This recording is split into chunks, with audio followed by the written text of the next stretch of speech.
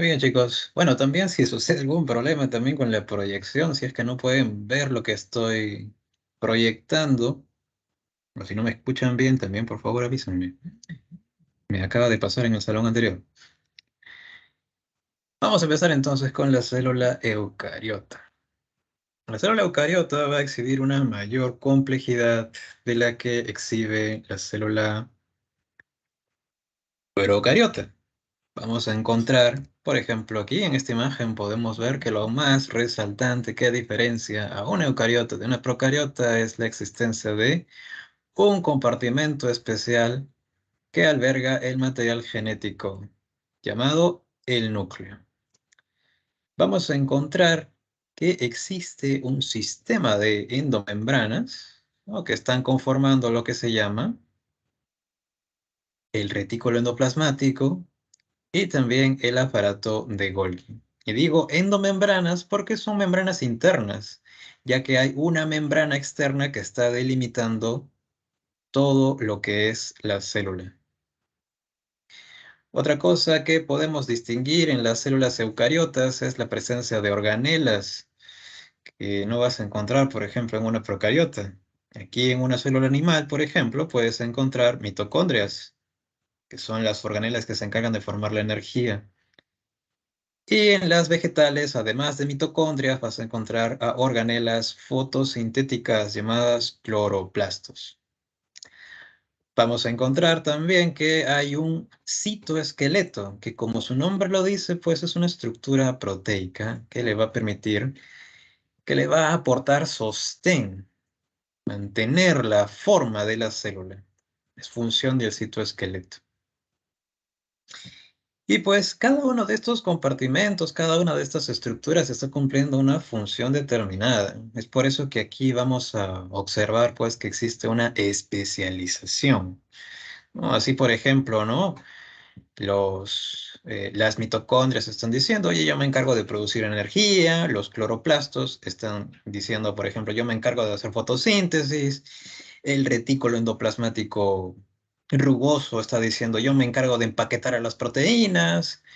La región lisa más bien está diciendo, oye, yo me voy a encargar de desintoxicar, degradar las moléculas tóxicas.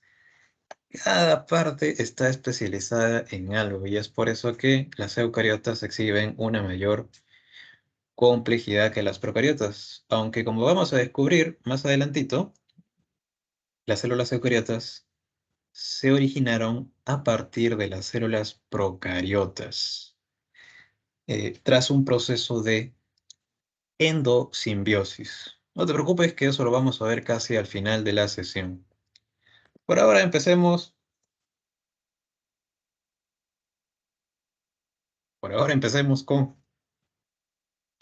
con la estructura que está delimitando a la célula, la membrana plasmática.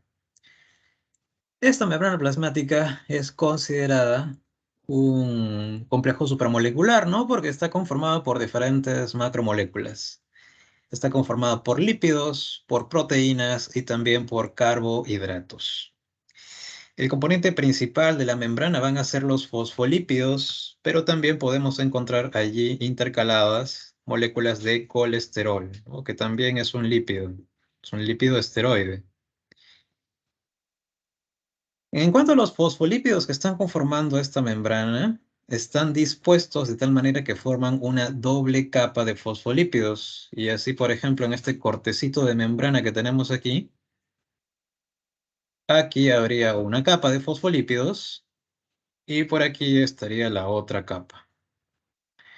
Recuerden que los fosfolípidos tienen una cabecita donde se presenta el grupo fosfato. Estos circulitos de color azul que estamos viendo en esta capa serían esas cabecitas, donde están los grupos fosfatos que son hidrofílicos. Por eso están en contacto con el agua que, por ejemplo, podríamos encontrar por aquí en el espacio extracelular. Y estas cabecitas de la otra capa también, ¿no?, tienen estos grupos fosfatos de estos otros fosfolípidos que también son hidrofílicos, ¿no? Y tienen contacto también con las moléculas de agua que existen más bien aquí en el citoplasma, que sería esta región interna de la célula. Más bien, estos fosfolípidos también tienen una región hidrofóbica, que son las colitas de ácido graso. Estas colitas. Como son hidrofóbicas, pues no quieren saber nada del agua, lo van a repeler y así que por eso están orientadas hacia la región interna. Esa es la disposición en la que encontramos a los fosfolípidos de membrana. No solamente vamos a encontrar fosfolípidos, también proteínas que podemos ver aquí, por ejemplo, atravesando totalmente la membrana, como esta proteína de color naranja que está yendo de cara a cara. Esta de color morado también la está atravesando totalmente. Pero hay otras proteínas que no llegan a atravesar totalmente la membrana, solamente están ubicadas o en la cara externa o en la cara interna. Las que atraviesan totalmente la membrana se llaman proteínas integrales y las que están ubicadas solamente en una cara se llaman proteínas periféricas. Las proteínas integrales funcionan como canales. Por ejemplo, esta proteína de color naranja está dejando un poro en el medio, de tal manera que por ese poro pueden ingresar moléculas y viceversa también, ¿no? Pueden salir. Por eso decimos que funcionan como canales. Las periféricas, como están ubicadas solamente en una cara, funcionan como receptores. ¿Qué quiere decir eso? Que, por ejemplo, una hormona que esté por aquí en el espacio extracelular puede interaccionar con esa proteína periférica y dejarle una señal, dejarle un mensaje. Por eso decimos que funcionan como receptores. Además de proteínas, también vamos a encontrar carbohidratos. Y en este caso estamos hablando de los oligosacáridos, que pueden estar unidos a las proteínas que están en la membrana, como también pueden estar unidos a los fosfolípidos de la membrana. Esos oligosacáridos en conjunto están conformando una capa que se llama el glucocálix, una región que se llama el glucocálix, que está presente, ojo, solamente en células animales, pero está implicado en el reconocimiento celular, cómo es que las células se reconocen las unas a las otras, en la adhesión celular a los tejidos y también otorgan resistencia a la presión. Para eso está funcionando el glucocálix. Vamos a ver que el modelo que explica esta estructura, esta conformación estructural de la membrana, es el modelo llamado de mosaico fluido, propuesto por nuestros amigos Singer y Nicholson. Se le llama mosaico. ¿Por qué se le llama mosaico? Porque al igual que un mosaico que está compuesto de diferentes partes, la membrana está compuesta por diferentes macromoléculas. Y se le llama fluido porque esta membrana exhibe fluidez. Al igual que los icebergs, que son estos bloques de hielo enormes que encontramos en los polos, están flotando en el agua de los océanos. De igual manera deberías imaginarte a estas proteínas que se encuentran en la doble capa de fosfolípidos. No es que estén ahí estáticos, inmóviles, solamente en ese punto de la membrana. No, se están moviendo como los icebergs que se mueven a través del agua. Eso es por la fluidez que aportan los fosfolípidos y esa fluidez va a depender del tipo de ácido graso que presenten. Si son ácidos grasos insaturados, habrá mayor fluidez. Más bien existirá menor fluidez si es que están presentando ácidos grasos saturados.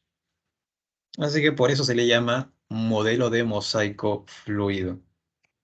Estamos viendo entonces que la membrana en primer lugar está funcionando para crear un compartimento, está delimitando todo el espacio interno de la célula. Transporte por las proteínas integrales, receptora por las proteínas periféricas. Y ese transporte está referido también a que la membrana es permeable, o sea que va a permitir el paso de algunas moléculas a través de la membrana. Pero es una permeabilidad selectiva. No todas las moléculas pueden pasar a través de la membrana, algunas no. Por eso decimos que se trata de permeabilidad selectiva. Y para hablar del transporte de la membrana, tenemos que hablar de los dos tipos de transporte, que son el transporte pasivo y el transporte activo.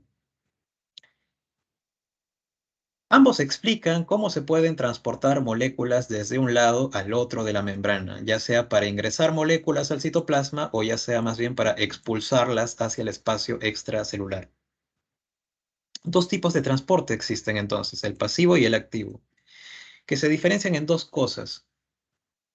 El transporte pasivo no gasta energía y el transporte activo sí gasta energía. Recuerda que cuando hablamos de energía, en términos celulares, estamos hablando de ATP.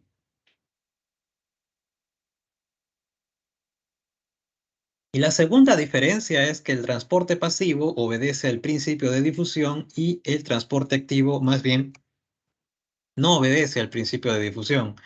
¿A qué se refiere eso del principio de difusión? Vamos a ver por acá.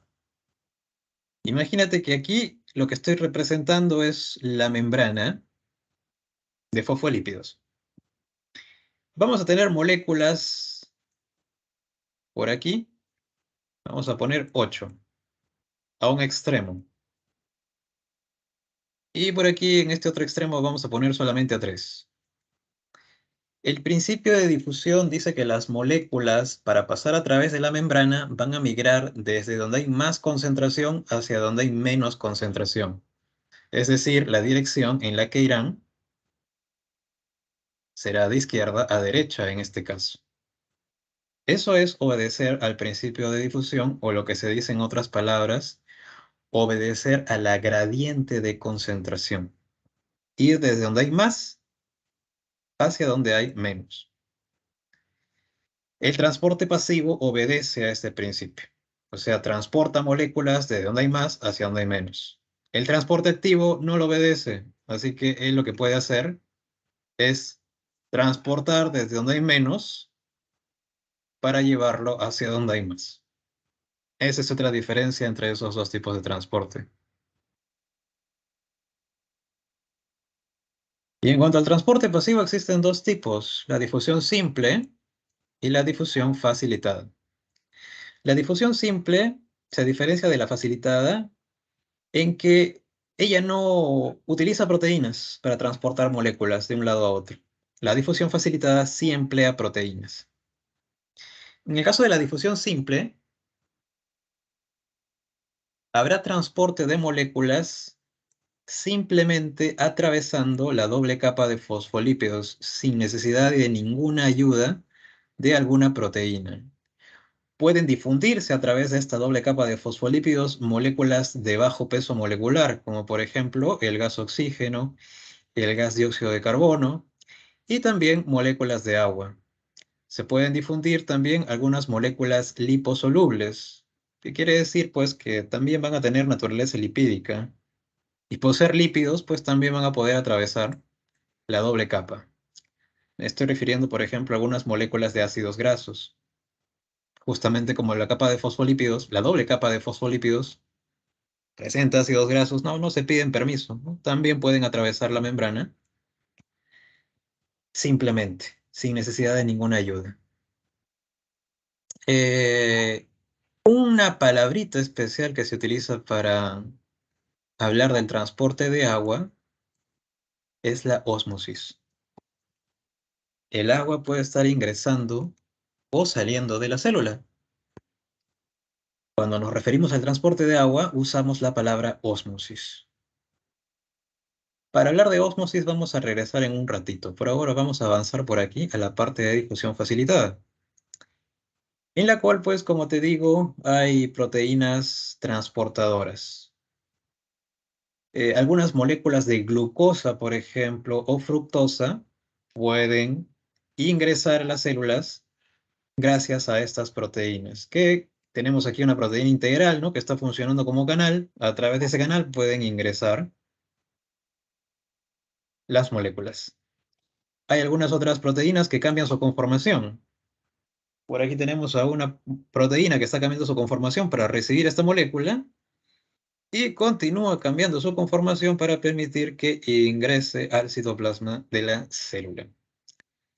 Esto es la difusión facilitada. A pesar de que está empleando proteínas, aquí no se gasta energía, porque es un tipo de transporte pasivo. Y ya sabes cuál es la característica, cuáles son las dos características del transporte pasivo. En cuanto al transporte activo, un ejemplo de transporte activo es el transporte mediante bombas. ¿Y qué son las bombas? Las bombas son proteínas. Tenemos aquí, por ejemplo, a la bomba de sodio-potasio, que está ubicada ahí en la membrana. Esta es la doble capa de fosfolípidos y permite la expulsión de 3 átomos de sodio y el ingreso de 2 átomos de potasio. Siempre en esa equivalencia se expulsan 3 sodios y se hacen ingresar 2 potasios. Esto, por supuesto, gastando ATP, gastando energía, ¿no? Aquí tomamos una molécula de ATP y lo gastamos. De esta manera se convierte en adenosin difosfato porque ha perdido un fosfato. Al perder ese fosfato se ha roto un enlace que ha liberado energía y esa energía ha permitido que esta bomba funcione y se expulsen los 3 sodios y más bien se hagan ingresar los 2 potasios. Ahí está la primera característica del transporte activo, gasto de energía. Y la segunda, que es no obedecer al principio de difusión, es que como te estás dando cuenta, mira, ¿dónde hay más sodio? Afuera. ¿Dónde hay menos sodio? Adentro. ¿Y qué está haciendo la bomba? Está sacando desde donde hay menos para llevarlo hacia donde hay más. ¿Dónde hay más potasio? Adentro. ¿Dónde hay menos potasio? Afuera. ¿Y qué está haciendo la bomba? Está sacando desde donde hay menos para llevarlo hacia donde hay más, ¿no? Entonces también aquí no está obedeciendo al principio de difusión, cumpliendo la segunda característica. Otro tipo de transporte es el transporte mediante vesículas. Y es que cuando una célula quiere incorporar gran cantidad de material que existe en el medio extracelular, o cuando quiere expulsar algo desde su citoplasma al exterior, lo hace mediante vesículas. Si quiere incorporar algo, lo envuelve en membrana y de esta manera lo lleva hacia su citoplasma. Si quiere expulsar algo, también lo envuelve en membrana, ponte que sean proteínas, y de esa manera las expulsa al exterior. Tengo aquí una imagen que te puede ayudar a entender mejor eso. Voy a proyectar acá.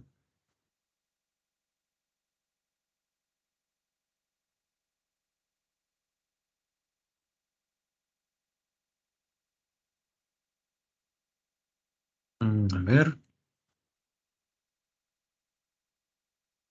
Lo que se llama endocitosis y exocitosis. La endocitosis permite la incorporación de gran material acumulado en el exterior hacia el interior. Como estás viendo, la célula lo envuelve en un poquito de su membrana y de esta manera lo lleva hacia su interior, en una vesícula. Para expulsar también lo mismo, ¿no? También lo envuelve en un poquito de membrana. Esa vesícula se fusiona con la membrana y el contenido se expulsa al exterior. Ahí estamos hablando de exocitosis.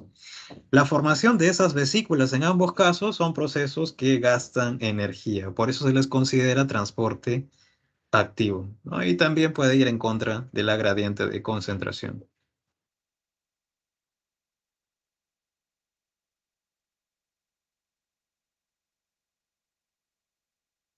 Algunas palabritas que deberías recordar también, por si acaso, es que cuando hablamos de endocitosis, es decir, la incorporación de material, este material puede ser sólido o líquido. Si es sólido, hablamos de fagocitosis. Si es líquido, hablamos de pinocitosis. Igual también cuando se expulsan moléculas, estas moléculas pueden ser de desecho o pueden ser moléculas que van a cumplir una función afuera de la célula. Si son desechos, se habla de gestión. Y si son moléculas que van a cumplir una función, como por ejemplo una hormona, se habla de secreción. Esa es la diferencia entre esos dos tipos de endocitosis y entre esos dos tipos de exocitosis. Citosis. Ahora sí, volvamos a esta partecita que te mencioné, la ósmosis. El transporte de agua. El transporte de agua a través de la membrana, para saber hacia dónde se dirige el agua, nosotros vamos a tener que conocer cuánta concentración de sal existe en el medio extracelular y cuánta concentración de sal existe en el citoplasma de la célula. Para eso voy a colocar esta imagen que está por aquí.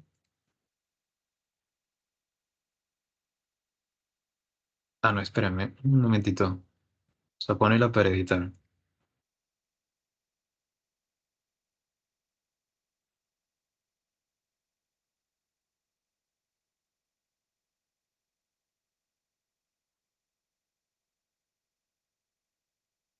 A ver.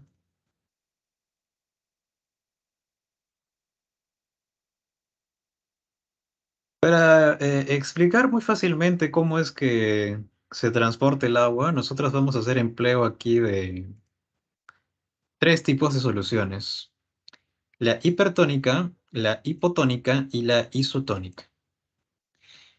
¿Qué caracteriza a estos tres tipos de soluciones? La hipertónica presenta una mayor concentración de sal que la que existe dentro de las células, ¿no? Hiper significa bastante, superior, ¿no? Vamos a decir aquí, por ejemplo,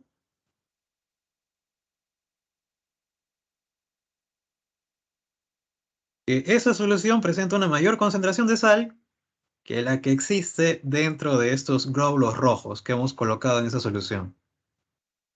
En la hipotónica sucede al revés.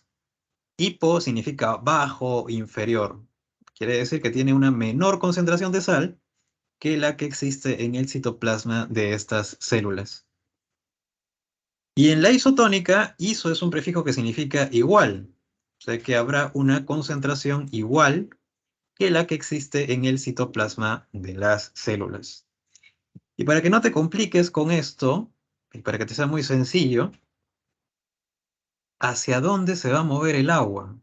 ¿Hacia adentro o hacia afuera? El agua se va a mover hacia donde exista una mayor concentración de sal. Por ejemplo, en el caso de la hipertónica, ¿dónde hay más sal? Afuera. Así que por eso el agua empieza a salir de la célula, como estamos viendo acá. ¿Y qué pasa con las celulitas? Se empiezan a deshidratar. Pueden morir por eso. Cuando sucede esto en células animales, decimos que estamos observando lo que se llama la crenación. Se están convirtiendo en pasitas, se van a deshidratar. Y eso puede ser letal para la célula, porque recuerda que el agua es muy importante para una célula viva. En el caso de la hipotónica, la concentración de sal es mayor dentro de las células, así que lo que va a pasar aquí es al revés, el agua va a ingresar. Y en el caso de una célula animal que solamente tiene la membrana, pues en algún momento el ingreso de agua exageradamente puede ocasionar una presión que ocasione que la membrana se rompa y suceda lo que conocemos como lisis. De esta manera la célula se muere, ¿no? Porque ha explotado como un globo ante el ingreso exagerado de agua. En una solución isotónica, como la concentración de sal es igual tanto adentro como afuera, el agua puede ingresar y sale de manera equilibrada, permitiendo mantener la forma de estas celulitas. Aquí no sucede ninguna anormalidad. La concentración que debería tener una solución isotónica es de aproximadamente 0,9% de sales, que es la concentración que puedes observar, por ejemplo, en el suero que consumes cuando de repente alguno ha sufrido diarrea y se ha deshidratado así brutalmente. Para poder rehidratarse, te dan suero, ¿no? Y generalmente tiene esta concentración de sales, 0,9%, para que puedas recuperar el agua que has perdido y también los electrolitos que se fueron con la diarrea. En el caso de las células vegetales, al someterlas a una solución hipertónica, también sucede algo parecido, ¿no? También pierden agua y la membrana se repliega porque el citoplasma está perdiendo agua. Pero lo que queda allí como estructura rígida, que puedes ver allí, esto es la pared. La pared es una estructura rígida y no cambia de forma ante esto. En el caso de una célula vegetal que ha sido sometida a una solución hipotónica, también sucede lo que sucedía con la célula animal. Me estoy refiriendo a el ingreso exagerado de agua. Pero lo que no sucede es la explosión, porque nuevamente la pared, como estructura rígida, está soportando esa presión. Y cuando decimos eso, cuando sucede eso, perdón, decimos que la célula se encuentra soportando una presión de turgencia o es una célula turgente. Creo que por aquí no lo mencioné. En el caso de la solución hipertónica, la célula está plasmolizada o está pasando lo que se llama la plasmólisis. Más bien en una solución isotónica no pasa nada. Ingresa como sale de manera regulada y se mantiene con formación normal o flácida, ¿no? Entonces es crucial por eso, ¿no? Mantener una adecuada concentración de sal en nuestro cuerpo, ¿no? Porque dependiendo de eso, se va a transportar el agua. Por eso cuando te quedes perdido en una playa, te quedes perdido en una isla desierta y no tengas más que beber que el agua de mar, no deberías beberla directamente, ¿no? Porque es una agua que está con alta cantidad de sales. ¿Qué va a pasar con tus células? Se van a deshidratar. Por eso dicen que no bebas el agua de mar. Más bien lo que deberías hacer es destilarla, ¿no? Haciéndola hervir y recién allí podrás obtener agua que puede ser bebida sin problemas. Esa agua ya va a tener una menor concentración de sales. Otra estructura que Profesor, encontré... Sí, dime. disculpe, ¿puedo hacerle una pregunta? Sí. ¿Y los purificantes de agua servirían en este caso?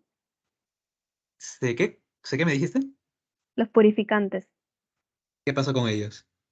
¿te servirían si es que no tienes otra cosa que beber y tienes el mar, lo pones en una botella, echas un poco de purificante Ah, ya, y serviría? los purificantes solamente servirían para eliminar patógenos como bacterias, protozoarios, pero la concentración de sal seguiría allí. Lo que se recomienda siempre es eso, ¿no? Poner, por ejemplo, a hervir ahí tu ollita con agua de mar y pones un platito encima que va captando el vapor y esas gotitas que van cayendo como resultado de la acumulación del vapor, esas sí las podrías beber, porque esas ya tendrían una menor concentración de sal que la que existe en la misma agua de mar. Los purificantes no alterarían la composición de sales que existen en el agua de mar, solamente son para los microorganismos que pueden haber allí. Ok, gracias, profesor. Ok, no hay problema. Otra estructura que encontramos, esta vez por encima de la membrana, es la pared celular, que va a estar presente no en células animales, ¿ah? En células animales solamente encontramos el glucocálix por encima. Esta pared va a estar presente en células vegetales y también en células de hongos. En el caso de las células vegetales va a estar compuesta en su mayoría por celulosa, que es un polisacárido, pero también puede presentar hemicelulosas, pectina y lignina. En el caso de los hongos, esta está compuesta por quitina, que también es un polisacárido, ¿verdad? Pero aquí solamente vamos a hablar de la pared vegetal, que ya sabes que es una barrera, ¿no? Que puede ser gruesa, estable y dinámica. Está permitiendo soportar la presión de turgencia, lo que acabamos de ver en una célula vegetal sometida en una solución hipotónica. Y es dinámica porque tiene conexiones. Puede ser una barrera gruesa, pero hay conexiones que están intercomunicando a las células vegetales y esas conexiones se llaman plasmodesmos. A través de los plasmodesmos se puede llevar a cabo el intercambio de moléculas entre células vegetales. ¿Bien? Así que por eso es dinámica, porque permite el intercambio de moléculas. La pared vegetal tiene 3 niveles, que los podemos observar aquí. La lámina media, la pared primaria y la pared secundaria. Cada uno tiene un componente específico. Así la laminilla media tiene pectinas, la pared primaria celulosa y hemicelulosas y la pared secundaria tiene ligninas. ¿Cuál es la conformación de la pared en una célula vegetal? Vamos a verlo acá. Vamos a tomar dos de estas 3 células. Aquí está nuestra célula número 1 y aquí está nuestra célula número 2. Señalemos en primer lugar a la membrana. Voy a poner acá de color rojo.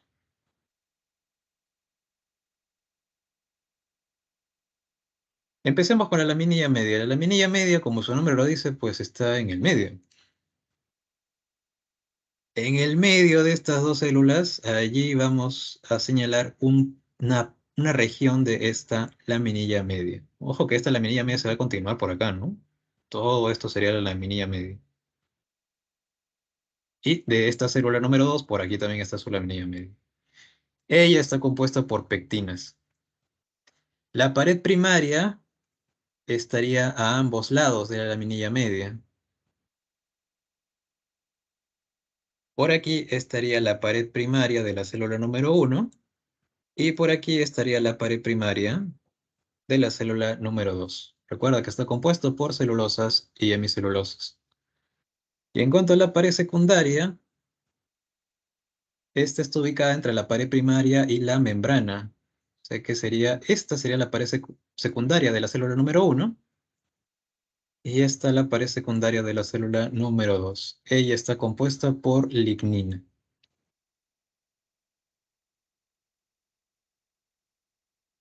Esos son entonces, esa es la disposición que presentan estos 3 niveles de la pared celular en células vegetales. Una cosa muy importante que quizás vas a recordar la siguiente semana cuando te hablen de tejidos es que la pared primaria va a estar presente y va a ser más desarrollada en células vivas, como por ejemplo las que estás viendo aquí a la derecha. En este cortecito, esa delimitación que estás viendo gruesita no es la membrana, porque la membrana es una cosita muy delgadita, no se puede observar con el microscopio. Cuando tú observas una célula con el microscopio, solo observas dónde se termina la célula, pero no puedes ver un grosor de membrana. Este grosor que estás viendo es la pared, que como te digo, en este caso en células vivas, estaría presentando solamente pared primaria. Más bien, posteriormente aparece la pared secundaria por una acumulación de lignina, y cuando se hace bastante gruesa esa pared secundaria, la célula vegetal se muere, pero permanece como estructura de resistencia. Esas células vegetales que tienen pared secundaria con lignina son las que encuentras, por ejemplo, en la madera, en el leño de los troncos. Esa madera que está en tu silla, en tu mesita, en tus muebles, está conformada por células muertas en cuya pared secundaria hay lignina. Bien, eso sucede entonces con la pared celular. Y ahora sí vamos adentro, vamos al citoplasma. En el citoplasma, pues vamos a encontrar a todas estas estructuras que están especializadas en un tipo de función. Pero esas estructuras a su vez están localizadas en un medio intracelular que se llama el citosol, que en su mayoría va a estar compuesto por agua, pero también, por supuesto, presenta moléculas orgánicas y también inorgánicas. Es por eso que además de líquido, se le llama coloide. Es como un fluido que exhibe cierta resistencia, ¿no? Como una especie de gel es lo que existe allí en el citoplasma, el citosol, ¿no? Sería el medio intracelular, porque no solamente está compuesto por agua, sino también por estas otras moléculas, orgánicas e inorgánicas. Yo les dije que la célula tiene a su vez un esqueleto. Ese esqueleto se denomina citoesqueleto y está proporcionando soporte y forma a la célula. Si lo vemos aquí en esta imagen de la izquierda, aquí tenemos a una celulita. Y toda esa telaraña de color morado que podemos ver en su interior, este puntito de acá no, ¿ah? Porque ese sería el núcleo, pero toda esa telaraña que podemos ver allí serían los componentes del citoesqueleto. Los tres componentes del citoesqueleto que debes conocer son los microtúbulos, los filamentos intermedios y los microfilamentos. Cada uno de esos elementos está conformado por diferentes tipos de proteínas que se están asociando para formar estructuras tubulares o cilíndricas. Como lo puedes ver aquí mismo en esta segunda imagen, esto sería la membrana. Y estos cordones que estás viendo de color azul, de color moradito, esas telarañas, son los componentes del citoesqueleto. Se puede ver también en esta imagen de la izquierda, ¿no? Las proteínas se están asociando para formar estas estructuras cilíndricas. Y como tienen apariencia cilíndrica, pues tienen un diámetro. Vamos a clasificar estos tres elementos en función del diámetro que tienen y también en función de la proteína que los compone. Así, por ejemplo, los microtúbulos están compuestos por proteína tubulina.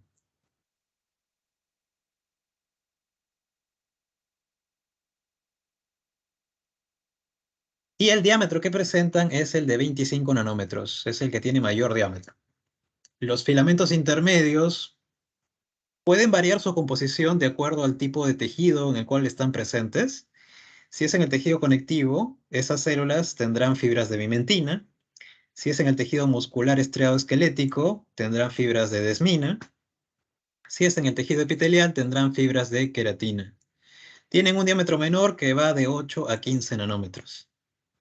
Y en el caso de los microfilamentos, pues van a estar compuestos solamente de proteína actina y pueden tener un diámetro de 7 nanómetros, ¿no? Por eso se les llama microfilamentos, ¿no? Porque su diámetro es el menor de estos tres.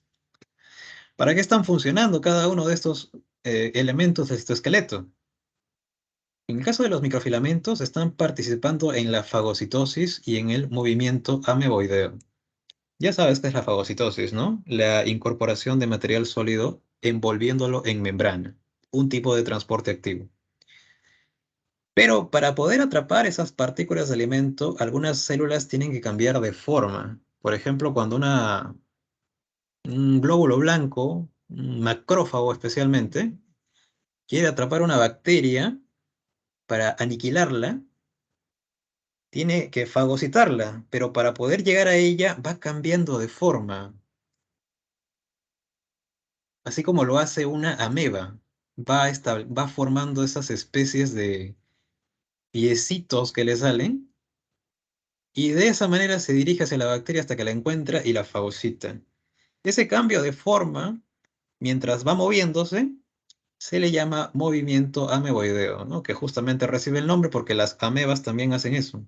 Las amebas son protozoarios, están conformados por una sola célula que puede ir cambiando de forma para poder atrapar el alimento que necesitan. Puede ser, por ejemplo, otro protozoario. La contracción muscular es un proceso que también necesita de la actividad de estos microfilamentos. Y la ciclosis. Bueno, la ciclosis es el movimiento que exhiben las organelas a través del citosol. Aquí en el citosol hay como una especie de corriente a través de la cual, por ejemplo, los cloroplastos podrían estar moviéndose. Y eso es colaborado también por los microfilamentos. En el caso de los filamentos intermedios, están soportando la tensión mecánica y también están componiendo estas estructuras que permiten la unión de las células que están presentes en el tejido epitelial. Estoy hablando de los desmosomas y los hemidesmosomas. Lo que sucede es que, como vas a descubrir la próxima semana, el tejido epitelial es un tejido que funciona como una barrera. Así que por eso las células que lo componen tienen que estar muy unidas entre ellas, como los ladrillos de una pared. Pero los ladrillos de una pared los está manteniendo unidos el cemento. El cemento vendrían a ser estos desmosomas y hemidesmosomas que están conformados por filamentos intermedios. Y en el caso de los microtúbulos, están aportando soporte al citoplasma, ¿no? Como las columnas que existen en tu casa, y también están formando estructuras de locomoción, como los flagelos y cilios, y los cuerpos basales y los centriolos. ¿Qué son los cuerpos basales? Son estructuras que están presentes en la membrana celular y a partir de ellos se genera el flagelo. Los centriolos, de los que vamos a hablar más adelante, son estructuras que van a formar, que van a dar lugar a los centrosomas, que son los encargados de formar el uso acromático durante la mitosis. Gracias al uso acromático se pueden repartir los cromosomas durante la mitosis. Ahora, algo muy importante que estás viendo acá es esta formulita, 9 por 2 más 2 y 9 por 3 más 0. ¿A qué se refiere eso? Y es que, por ejemplo, aquí, yo te dije que estos componentes del citoesqueleto están formando estructuras cilíndricas, ¿no? Y eso es porque las tubulinas que los están conformando, en este caso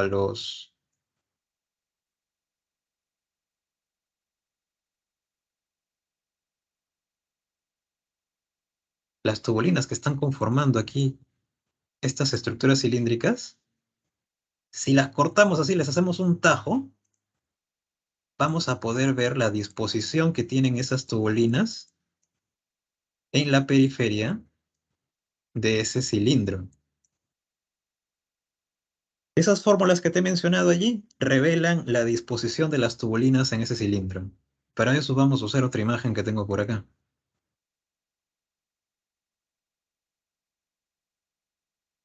¿Dónde está? Ah, aquí está.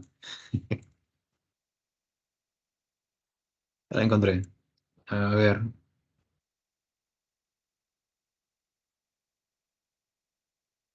Por ejemplo, si encontramos un flagelo y lo cortamos y lo observamos así de frente, vamos a observar lo que se ve en la parte superior. Como te das cuenta, alrededor hay 9 parejitas, ¿no? Una, dos, tres, cuatro, cinco, seis, siete, ocho, nueve. 9 parejitas. Por eso se dice 9 por 2. Y más 2 porque en el medio hay una parejita. Por eso se dice 9 por 2 más 2. Esa estructura la vas a encontrar en cilios y flagelos. Más bien, si cortas un centriolo o un cuerpo basal, vas a encontrar lo de abajo. Alrededor vas a encontrar 9 triadas, ¿no? Una, dos, tres, cuatro, cinco, seis, siete, ocho, 9. Y en el medio no hay nada. Por eso se le llama 9 por 3 más 0. Más 0 porque en el centro no hay nada.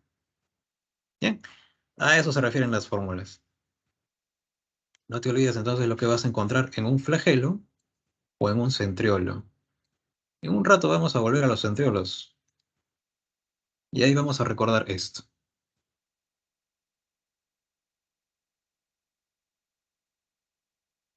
Bien, entonces eso es lo que tendríamos que mencionar acerca del citoesqueleto.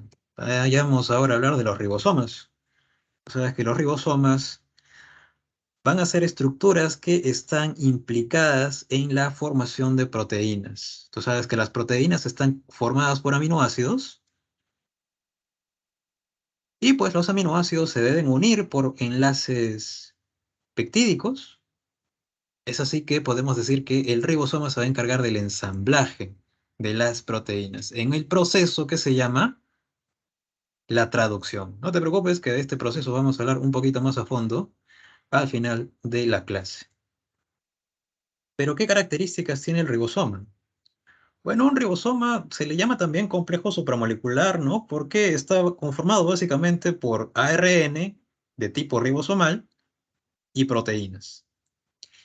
Dos subunidades componen a un ribosoma, la subunidad mayor y la subunidad menor. Bueno, la diferencia básica es porque la menor pesa menos que la mayor, pero cuando están separadas no se realiza la traducción. Más bien, cuando se unen, se transforman en un ribosoma activo que ya puede realizar la traducción. ¿Qué hace? Puede leer una molécula de ARN mensajero para poder formar una cadena proteica, una proteína, agregando aminoácidos. Ese es el proceso que se conoce como traducción. No te preocupes que, como te digo, lo vamos a ver al final de la sesión. Pueden estar libres o unidos al retículo endoplasmático rugoso, ¿no? O sea, los puedes encontrar en el citoplasma, por allí libres, o pueden estar unidos al retículo rugoso. También pueden estar formando grupos, y esos grupos de ribosomas se llaman polirribosomas o polisomas. Las células eucariotas y las células procariotas presentan ribosomas. La diferencia básica existente es que hay una diferencia en el peso. Si las dos subunidades se unen y conforman un ribosoma eucariota activo, este pesa 80 S. Si las dos subunidades se unen y forman un ribosoma procariota activo, este pesará 70 S. ¿Qué significa S? S es una magnitud de densidad. Un nombre muy raro. Se llama Sververs.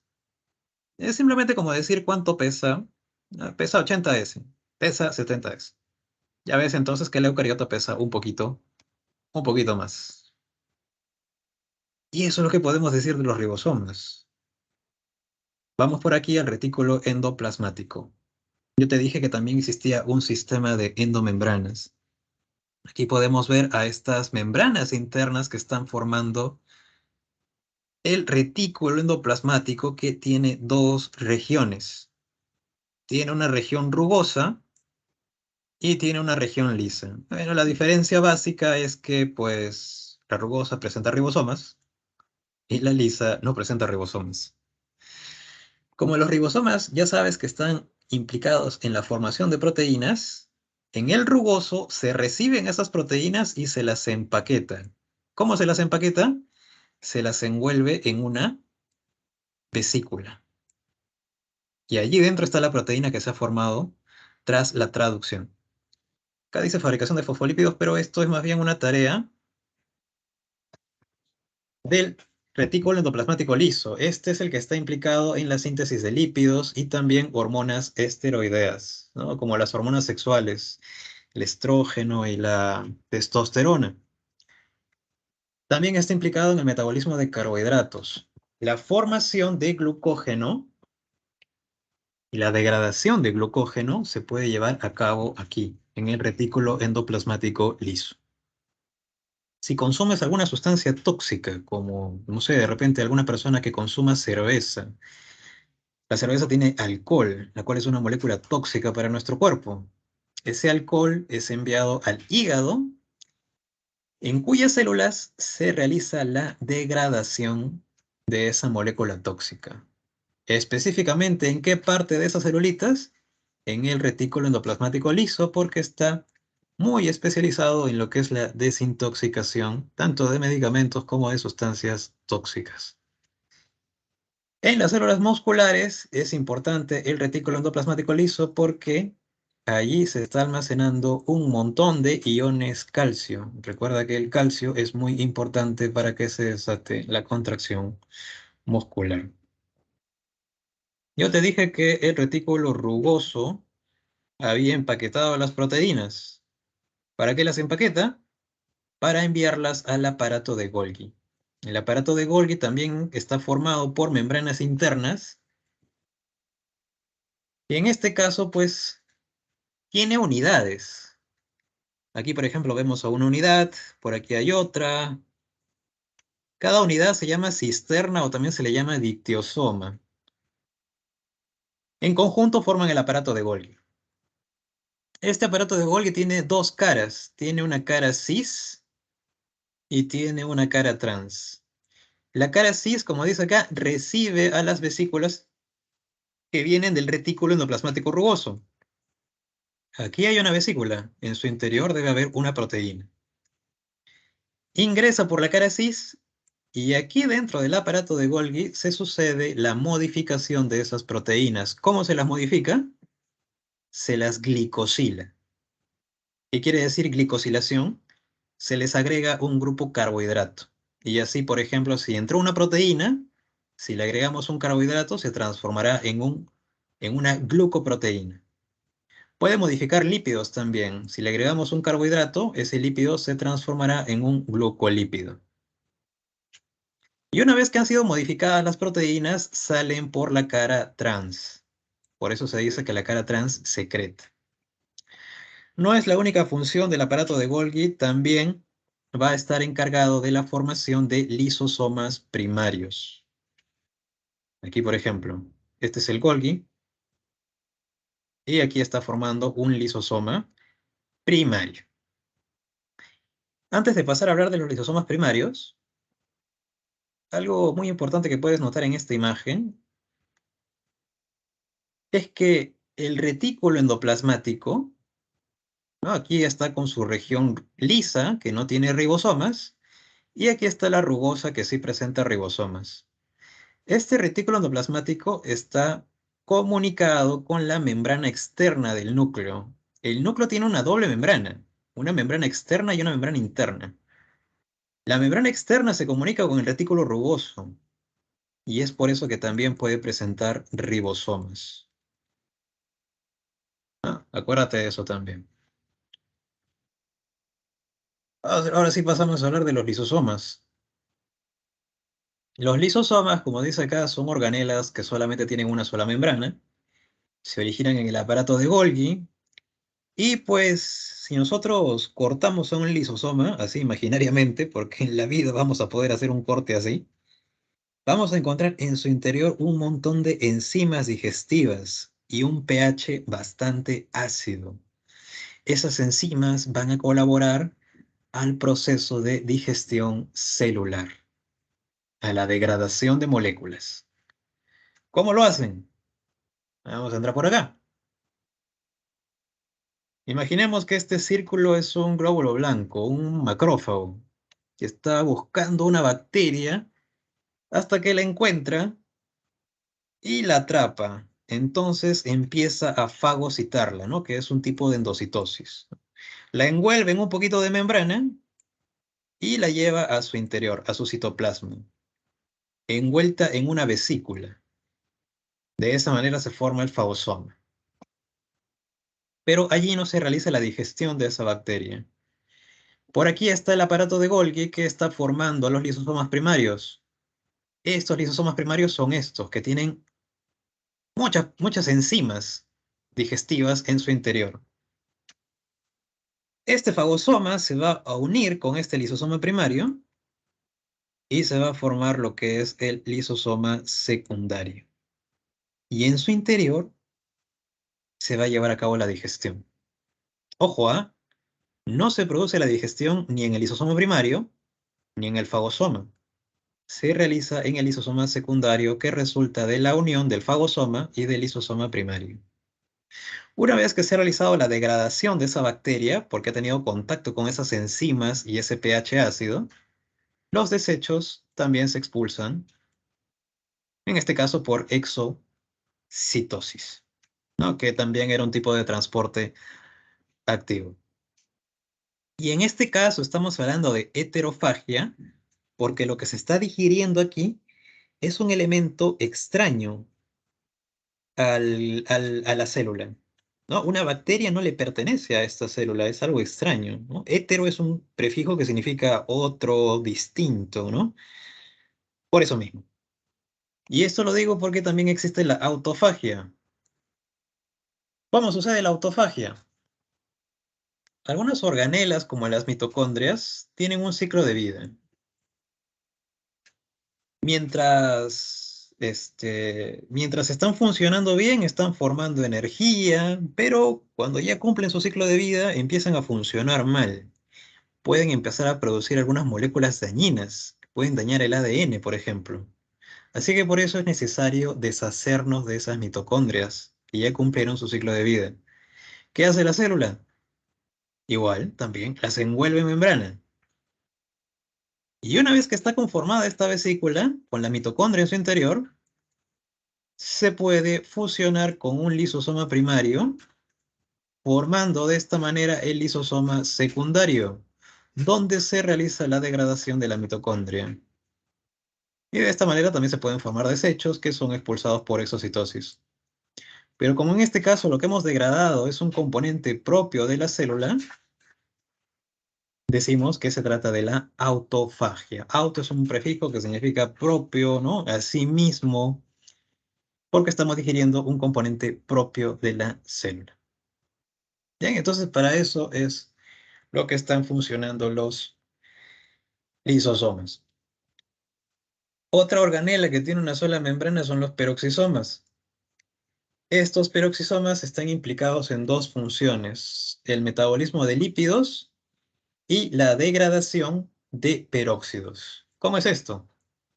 Estos peroxisomas tienen dos enzimas, la peroxidasa y la catalasa. La peroxidasa es una enzima que se necesita para degradar algunas moléculas orgánicas en presencia de oxígeno. Lamentablemente, cuando las degradamos, formamos una molécula muy reactiva que se llama el peróxido de hidrógeno. Es una consecuencia de la degradación de estas moléculas orgánicas.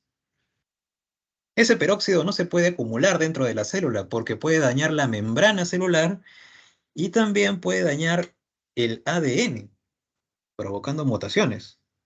Así que hay que degradar ese peróxido. Afortunadamente, el peroxisoma tiene un as bajo la manga. También tiene la catalasa, que agarra el peróxido de hidrógeno y lo rompe liberando dos moléculas inofensivas, ¿no? Aquí lo podemos ver. Rompe el peróxido y libera agua y oxígeno, ¿no? Moléculas que no le van a hacer daño a la célula, porque el peróxido sí podía dañarla.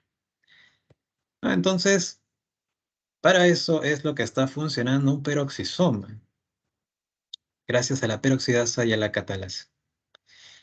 En el caso de las vacuolas, las vamos a poder encontrar en células vegetales y también en protozoarios. Ojo que las vacuolas también son organelas que tienen una sola membrana. Y en el caso de las plantas, están regulando la ósmosis, como lo acabamos de ver hace un momento, cuando colocabas a una célula vegetal en una solución hipotónica y se empezaba a hinchar con el agua que ingresaba. Esa agua que ingresa se va a la vacuola. La vacuola se llena de agua.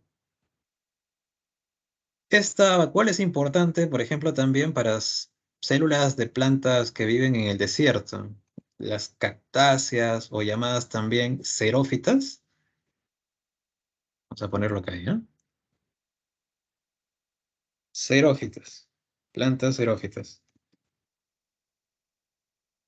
Que pues no tienen disposición de agua todo el tiempo, ¿no? Hay temporadas largas de sequía que deben afrontar, así que deben reservar agua para subsistir en esas temporadas de sequía.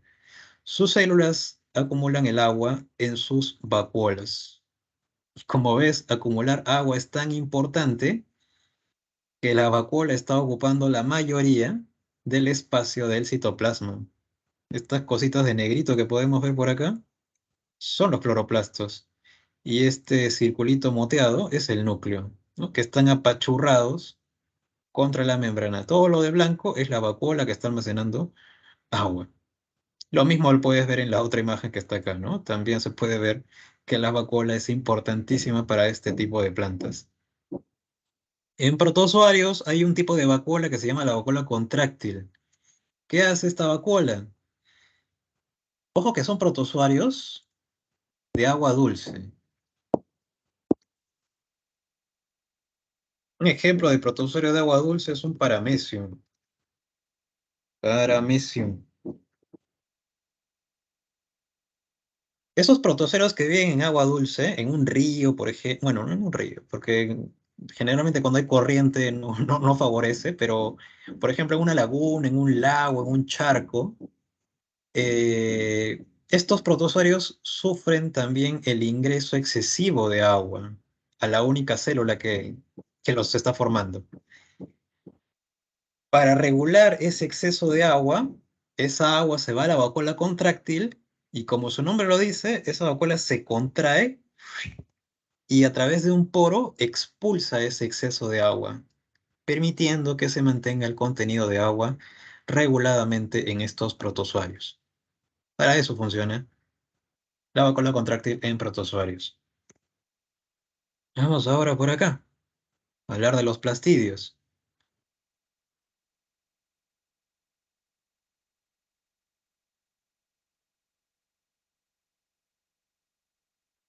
En el caso de los plastidios, la organela más importante de la que vamos a hablar aquí es el cloroplasto, pero también existen otros tipos de plastidios que cumplen otras funciones, ¿no? En el caso del cloroplasto es una organela que está funcionando para realizar la fotosíntesis, un proceso importante que permite la captación de luz y de dióxido de carbono para poder formar glucosa. Esa es la función del cloroplasto, que se va a formar a partir de proplastidios, los cuales, si son mantenidos en oscuridad, se convierten en heteroplastos que no tienen función fotosintética, pero que al ser expuestos a la luz se pueden transformar en cloroplastos, que ya tienen función fotosintética. Otro tipo de plastidios que se puede formar a partir de esos proplastidios son los cromoplastos, cuya función es la de acumular pigmentos. Los pigmentos que les dan ese color característico a los órganos de la planta, o a los frutos que pueden salir de una planta también, ¿no? Por ejemplo, un tomate que es de color rojo, por ejemplo aquí, sería porque tiene abundantes cromoplastos que están acumulando licopeno, que es de color rojo. La zanahoria es de color naranja, como las células que están exhibiendo este colorcito del círculo del medio, es porque probablemente están acumulando bastante caroteno, que da ese color. Y las xantófilas que dan colores variados a las hojas y también a los frutos maduros. También pueden estar acumuladas en los cromoplastos. Los leucoplastos se especializan en acumular sustancias de reserva.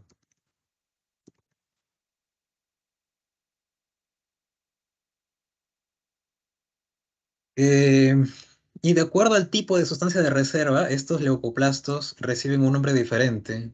Si acumulan almidón, se llaman amiloplastos. Si acumulan aceites, se llaman elaioplastos o también se llaman oleoplastos. Y si acumulan proteínas, pues se llaman proteinoplastos. Bien, vamos a hablar ahora del cloroplasto, que es la organela más importante aquí en el caso de los plastidios. Mira, recuerda estas características porque son muy importantes para hablar de la teoría que te dije hace un ratazo, que permitía explicar el origen de la célula eucariota a partir de la procariota. Tienen doble membrana, tienen su propio ADN circular, como el que tienen las bacterias, y tienen sus propios ribosomas, y también son semiautónomos. ¿Qué quiere decir esto? Que pueden producir sus propias proteínas, ¿no? Como tienen su propio ADN y tienen sus propios ribosomas, pueden formar sus propias proteínas. Inclusive se dividen por fisión binaria, como las bacterias se dividen. Se pueden dividir independientemente de si la célula se está dividiendo o no, por fisión binaria. Bueno, ya sabemos que se forman a partir de proplastidios, pero esas otras características que te he señalado, acuérdatelas. ¿Qué estructura tiene un cloroplasto? Bueno, aquí podemos ver la doble membrana. Tiene una membrana externa y tiene una membrana interna. La membrana interna está delimitando un espacio que se llama el estroma. En ese estroma nosotros vamos a encontrar unas vesículas o saquitos que se llaman los tilacoides. Estos tilacoides, ojo que tienen una sola membrana. Esos tilacoides están apilados, formando lo que se llaman las granas. Y a su vez, esas granas pueden estar intercomunicadas por estas estructuras llamadas lamelas o también se les llama laminillas. En ese estroma se encuentran esos tilacoides que están formando esas granas. Pero también en el estroma encuentras el ADN circular y los ribosomas que te conté hace un ratito. En un par de semanitas te van a hablar de la fotosíntesis y en la fotosíntesis tú puedes reconocer dos fases. La fase luminosa, que es dependiente de luz, y la fase oscura, que no depende de luz. Dentro de este cloroplasto hay regiones específicas donde se realizan cada una de esas fases.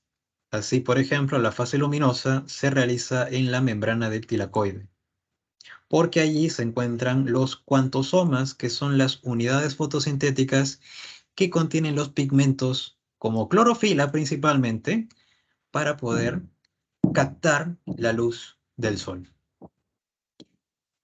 Y la fase oscura se va a realizar en el estroma, porque allí vamos a encontrar las enzimas que se emplean en el ciclo de Calvin-Benson.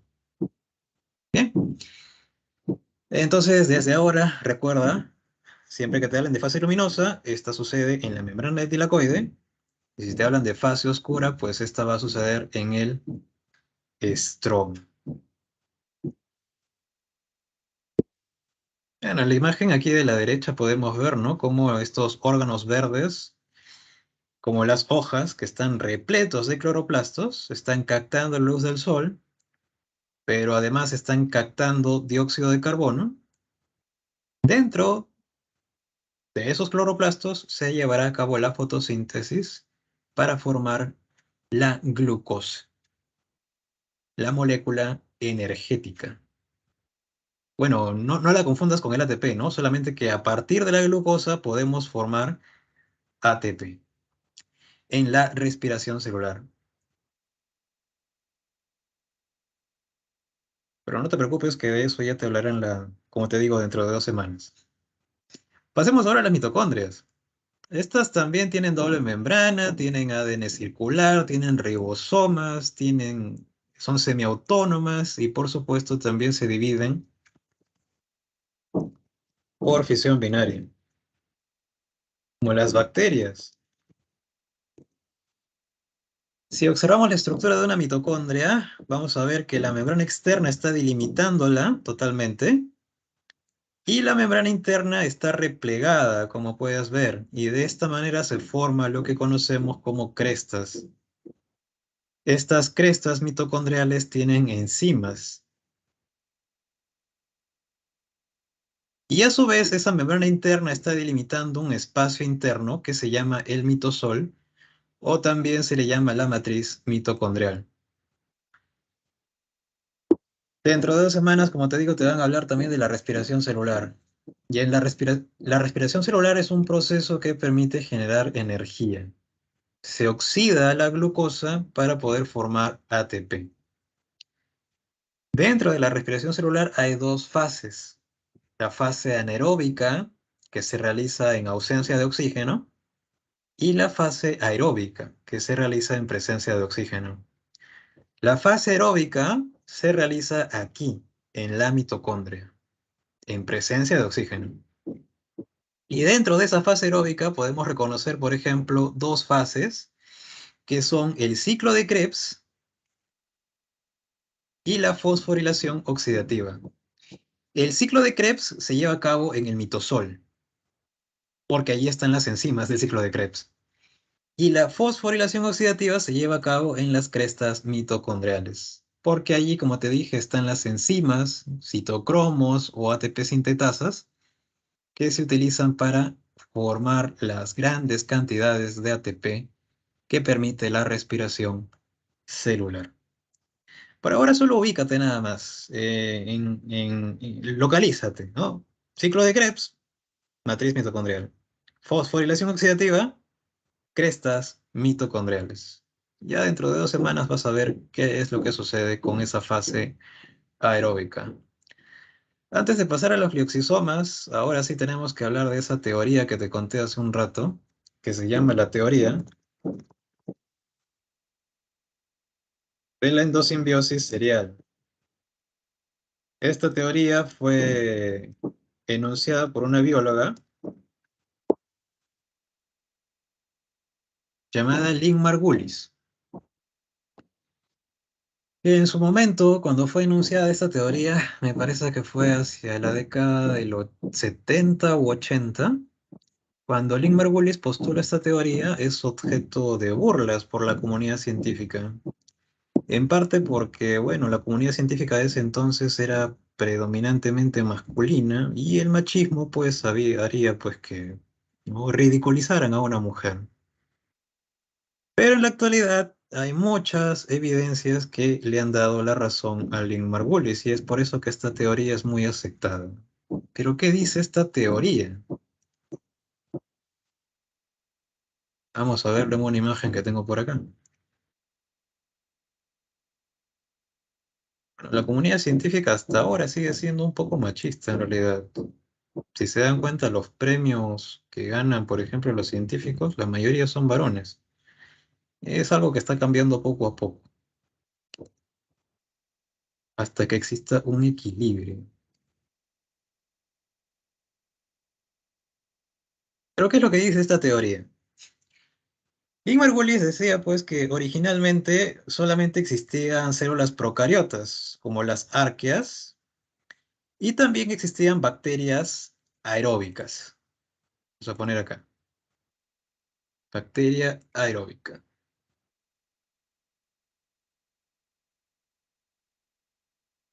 muy grande, aeróbica. Las bacterias aeróbicas son aquellas que pueden producir energía en presencia de oxígeno. O sea que esta bacteria puede formar ATP en presencia de oxígeno. Y pues entre estas bacterias también habían relaciones de depredación, ¿no? Habían arqueas que se comían a bacterias, bacterias que se comían a otras bacterias. Resulta que una arquea fagocita a una bacteria aeróbica, pero al fagocitarla, esa bacteria aeróbica no fue digerida, sino que empezó a establecer una relación de mutuo beneficio, beneficio para la arquea y beneficio para la bacteria, lo que se llama simbiosis, pero como es un proceso que se está realizando dentro de la arquea, internamente, por eso se le llama endosimbiosis. Esa bacteria aeróbica se transforma posteriormente en lo que es la actual mitocondria, que justamente puede formar energía en presencia de oxígeno. Ahora, esta segunda celulita que tenemos aquí, que ya tiene su mitocondria, realiza una segunda endosimbiosis. Esta vez se va a fagocitar a una cianobacteria. Pero nuevamente esa cianobacteria no va a ser digerida en el interior de esta célula, sino que también va a establecer una relación de mutuo beneficio. Se va a producir la segunda endosimbiosis y esa cianobacteria se va a transformar en lo que es el actual cloroplasto. ¿No? Recuerda que las cianobacterias son bacterias que pueden realizar fotosíntesis, que es de lo que está encargado el cloroplasto. Entonces, Lynn Margulis dice pues que tras esta primera endosimbiosis se genera una célula que ya tiene su mitocondria, la cual sería pues el ancestro de las células animales, que solo tiene mitocondrias, ¿no? Nuestras células, por ejemplo, solo tienen mitocondrias. Y otras no fotosintéticas, como por ejemplo pueden ser las células de los hongos. Y tras esta segunda endosimbiosis, se generaría el ancestro de las células vegetales, que además de mitocondrias también tienen cloroplastos. ¿Qué evidencias existen para afirmar que esto sucedió en algún momento durante la evolución de los organismos vivos? Pues que tanto la mitocondria como el cloroplasto, como te lo mencioné hace un rato, tienen su propio ADN, tienen sus propios ribosomas. ¿Por qué? Porque antes eran bacterias de vida libre. Antes eran bacterias aeróbicas y cianobacterias de vida libre. ¿Y por qué tienen doble membrana? La membrana interna que presenta el cloroplasto y la mitocondria sería la membrana que originalmente tenían como bacterias libres. La membrana externa se habría originado a partir del proceso de fagocitosis. Recuerda que cuando una célula se come algo, lo envuelve en membrana. Esa membrana se habría convertido en la segunda membrana, tanto de mitocondrias como de cloroplastos. Así que todas esas evidencias pues permiten afirmar pues que en realidad quizás esto pasó en algún momento de la historia evolutiva de los organismos vivos. Y fue así como se generaron las células eucariotas a partir de las células procariotas por relaciones de endo simbiosis. Bien. Se le llama serial porque, como ves, hay un orden, hay una serie, ¿no? Primero, mitocondria, luego, cloroplasto. ¿Ok? Básicamente, entonces, es lo que corresponde a la teoría endosimbiótica. Ah, y bueno, los glioxisomas que están por acá. Estos sí son organelas de una sola membrana. Justamente como dice acá, son peroxisomas especializados. Los vamos a encontrar principalmente en las semillas. Algunas semillas tienen reservas de aceites.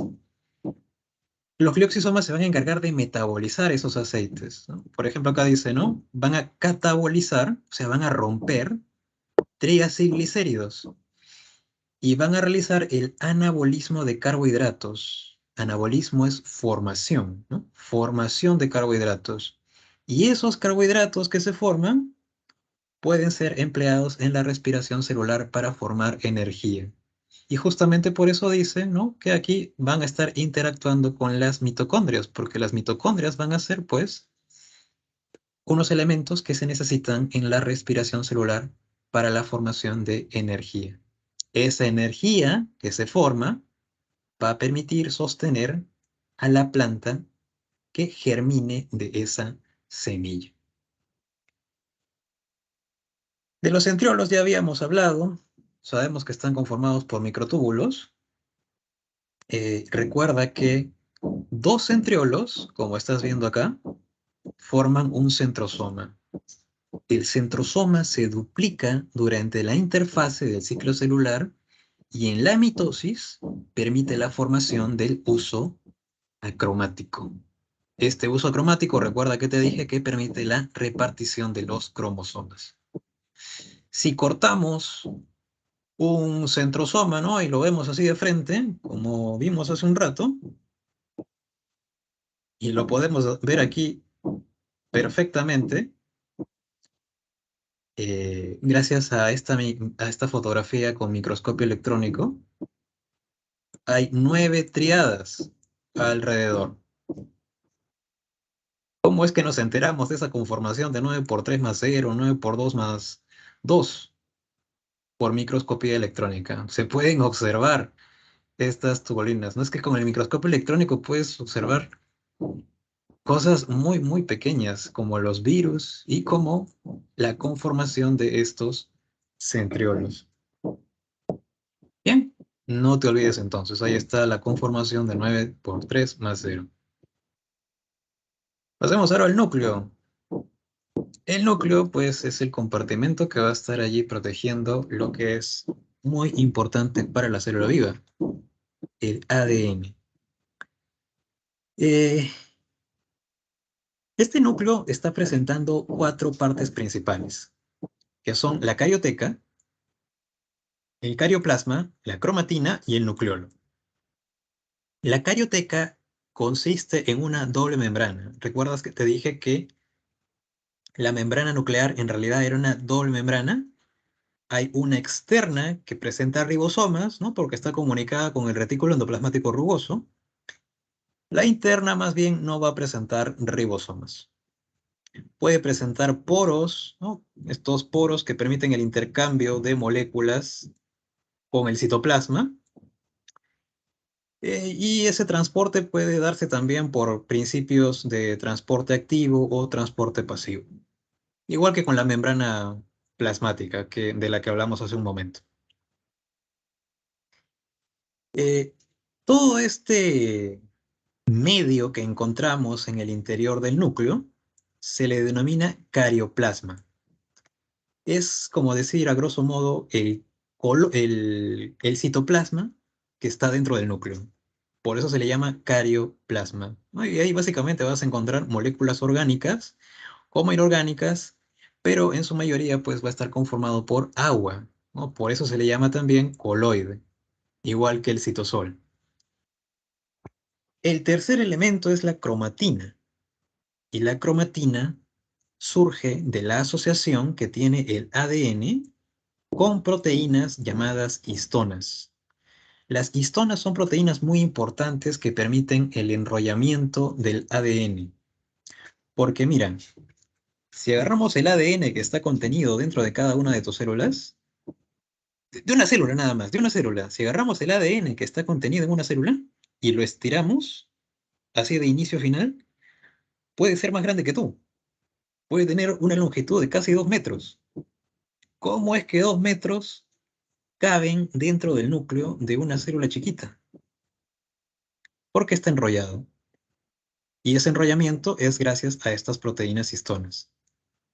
Hay dos tipos de cromatina, la eucromatina y la heterocromatina.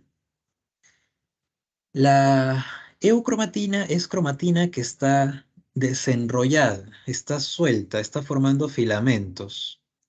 Imagínate la cabellera de una señorita que está suelta, no tiene moños, no tiene trenzas, nada de eso. Y como está suelta, decimos que allí existe expresión génica. No, recuerda que la cromatina está presentando el ADN y en el ADN están los genes que contienen la información para formar proteínas. Cuando sucede eso, decimos que existe expresión génica. Y eso sucede en la eucromatina, porque la cromatina allí está suelta, está libre. Pero en la heterocromatina, más bien vamos a encontrar que está enrolladita, está condensada. Y eso no permite que haya expresión génica. Dos tipos de heterocromatina existen, la constitutiva y la facultativa. La constitutiva es la que siempre está condensada. Por lo tanto, allí no habrá expresión génica de ninguna manera. Es la cromatina que vamos a encontrar, por ejemplo, en las regiones de los cromosomas que se conocen como centrómeros y telómeros. Siempre van a estar condensaditas. La facultativa es la que puede estar condensada o no según el tipo de célula. Por ejemplo, la heterocromatina facultativa que hay en una neurona puede estar condensada, pero la que está en un hepatocito puede no estar condensada. O sea, depende del tipo de célula que esté condensada o no. Y esos son los dos tipos de heterocromatina. Una región de la cromatina va a ser el nucleolo, en cuyo ADN vamos a encontrar los genes que se necesitan para formar el ARN ribosomal. ¿Te acuerdas que el ribosoma estaba conformado por ARN ribosomal y proteínas? Ese ARN ribosomal se forma en el nucleolo. Ahí están los genes del ARN ribosomal. Y justamente allí también se van a ensamblar esas subunidades ribosomales. Me estoy refiriendo que por un lado se va a formar la subunidad menor y por el otro lado se va a formar la subunidad mayor. No es que se vayan a unir para formar un ribosoma activo, ¿eh? Estas subunidades todavía no salen del núcleo y en el citoplasma recién se unen para formar un ribosoma activo. El origen del nucleolo se le denomina RON por sus siglas de región organizadora nucleolar. Ahí donde está originado el nucleolo, ahí está el RON. Y bueno, esos serían los 4 elementos que podemos señalar del núcleo. Podemos ahora pasar a un aspecto muy importante, que es el flujo de la información genética. Pero hasta aquí ya hemos explorado cada una de las estructuras especializadas que podemos encontrar en una célula eucariota. Chicos, hasta aquí, ¿alguna pregunta? ¿Todo está bien? ¿Todo correcto?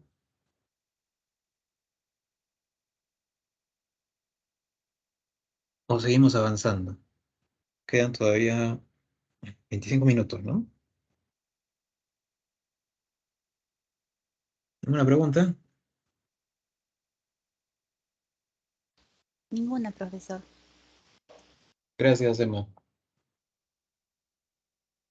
Bien, entonces vamos a continuar.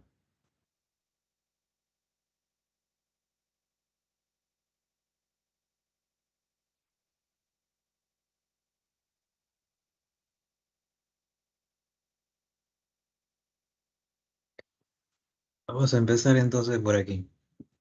Vamos a hablar con el flujo de la información genética. Chicos, Cuando les hablaron de ácidos nucleicos, quizás les mencionaron que la función principal de los ácidos nucleicos es la conservación de la información genética y también la expresión de la información genética. Vamos a poner por acá entonces. Conservación de la información genética. Y por aquí vamos a colocar expresión de la información genética. Cuando yo digo conservación, me estoy refiriendo a que, por ejemplo, cuando una celulita quiere dividirse y genera dos células hijas, lo primero que tiene que hacer antes de dividirse es duplicar su ADN. De tal manera que cuando se divida, cada una de las células hijas va a heredar una copia del ADN. Eso permite que la información genética que existía en esta célula progenitora se mantenga y se herede a las células hijas, ¿no? Y de esta manera la información genética se perpetúa a través del tiempo. Por eso hablamos de conservación. Para eso tiene que sucederse un proceso en la célula que se llama la replicación del ADN, donde a partir de una molécula, de una hebra de ADN, se forman dos hebras. ¿Bien? Ahora, para hablar de la expresión de la información genética, tenemos que entender aquí, pues, que dentro del ADN existen unidades que se llaman genes. Y cada uno de esos genes contiene la información que se necesita para formar una proteína, ¿no? O sea, por ejemplo, aquí hay un gencito. A partir de ese gen se puede tener la información para formar una proteína. Pero, esa información no se puede usar directamente. No podemos hacer eso directamente. Sino que inicialmente lo que tenemos que hacer es copiar la información de ese gencito que está en el ADN en una molécula de ARN mensajero. Como estamos copiando, estamos transcribiendo la información que existe en un gen, este proceso se llama transcripción. Ahora, este ARN mensajero que se ha formado en el núcleo, en una célula eucariota, ojo que este proceso también va a suceder en procariotas, ¿no? Pero como los procariotas no tienen núcleo, la transcripción sucedería más bien allí en el citoplasma. Este ARN mensajero ahora sale del núcleo y se va al citoplasma, y en el citoplasma se encuentra con un ribosoma. Y el ribosoma lee la información que existe en el ARN mensajero y forma una proteína a partir de la información que está en el ARN mensajero.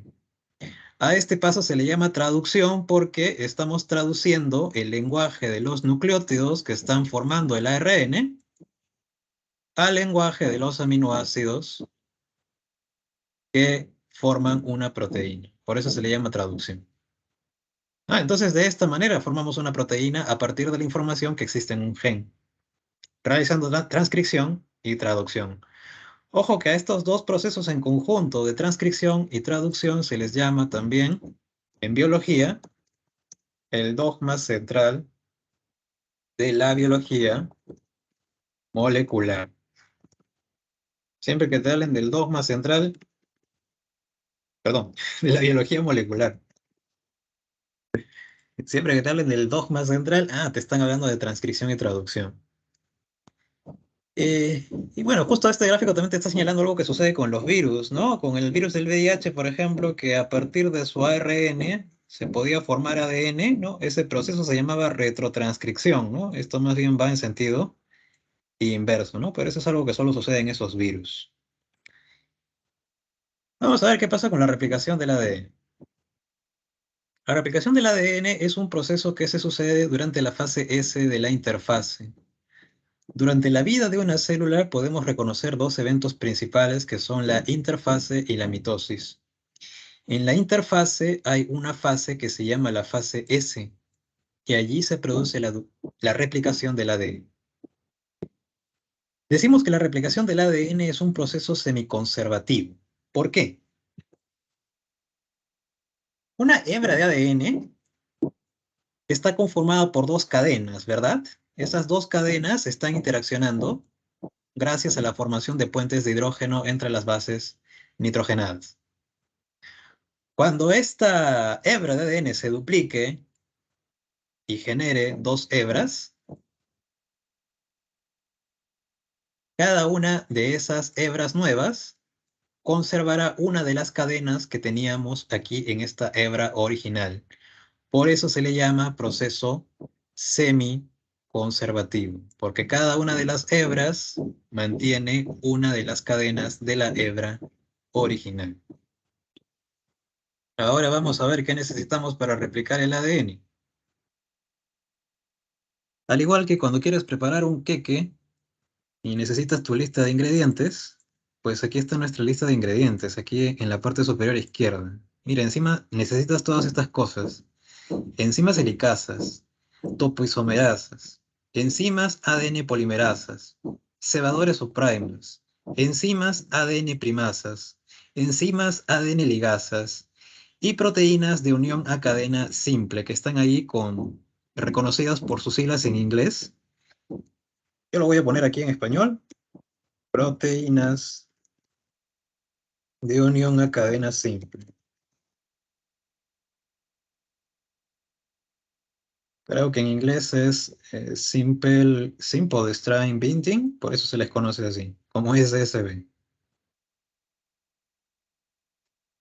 Entonces, ¿qué tiene que pasar?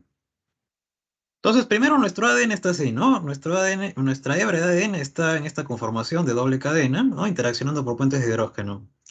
Puede estar enrollado también.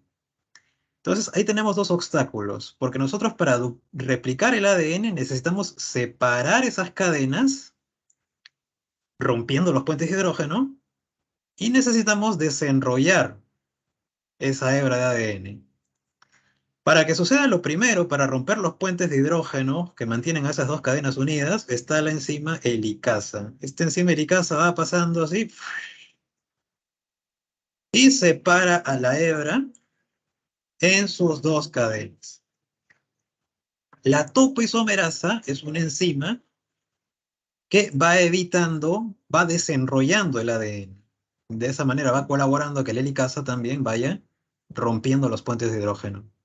Ahora, esos puentes de hidrógeno se pueden volver a formar y la doble cadena se podría volver a formar de esa manera.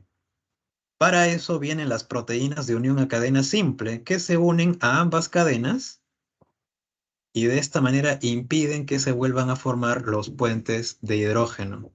Por eso dice acá, ¿no?, que van a estabilizar el ADN. Lo que impiden es que se vuelvan a juntar esas dos cadenas. Ya tenemos entonces ahora,